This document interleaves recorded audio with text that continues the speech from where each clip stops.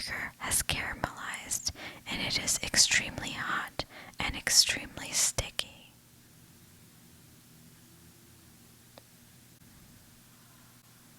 At this point, after you've added your pineapples, you can remove that cast iron skillet from the heat.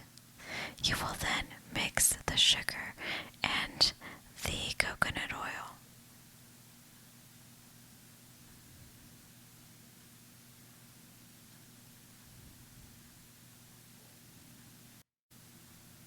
Did you know that April 20th is National Upside Down Cake Day? The term upside down cake appeared in the late 1800s, but the style of baking upside down dates as far back as the Middle Ages with skillet cakes. Prepared in cast iron skillets, fruit and sugar were added to the bottom of the pan, while a simple cake batter was placed on top. After cooking over a fire, the cakes were then flipped in order to show off the fruit and let the fruit juices run into the cake for a tastier result.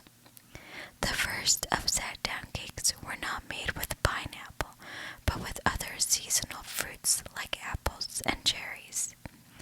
The use of pineapple began in 1901 when Jim Dole established the Hawaiian Pineapple Company, now known as the Dole Company, and started to produce and mass market quantities of canned pineapples.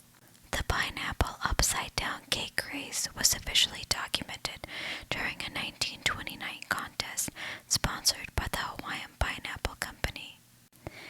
Out of 60,000 entries submitted, a whopping 2,500 featured pineapple. The company was so surprised with the number of pineapple upside-down cake recipes that they ran an ad about it, which further cemented this unique dessert's trendy status. Now for some fun facts about pineapples. Caribbean Indians placed pineapples or pineapple crowns outside of their entrance of their homes to symbolize friendship and hospitality. The Spanish explorers thought pineapples looked like pine cones, so they called them pina. The English added apple to associate it with juicy, delectable fruits. Pineapples originated in South America, but the majority of pineapples today come from Southeast Asia. One pineapple plant can produce only one pineapple at a time. A pineapple ripens faster upside down. Pineapples can take up to 3 years to mature. Now back to the cake. At this point, you can add the 1 egg to the mixture, making sure that it is very well incorporated before you add half of the dry ingredients to this mixture.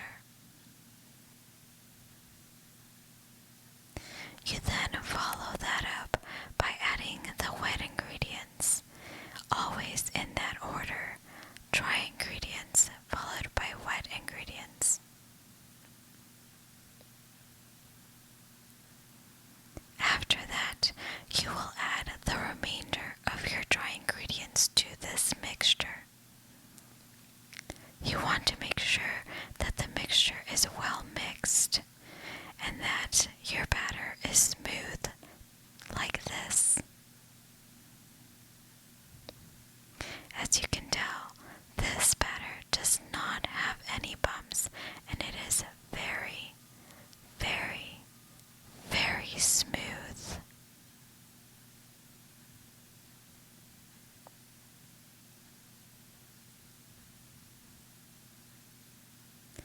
After that, you are ready to stop mixing and add this mixture to your pineapple and sugar bottom.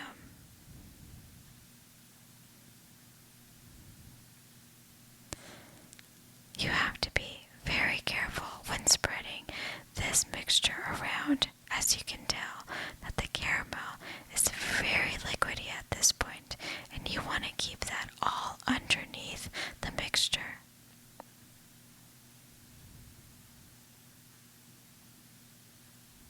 Once the cake is ready,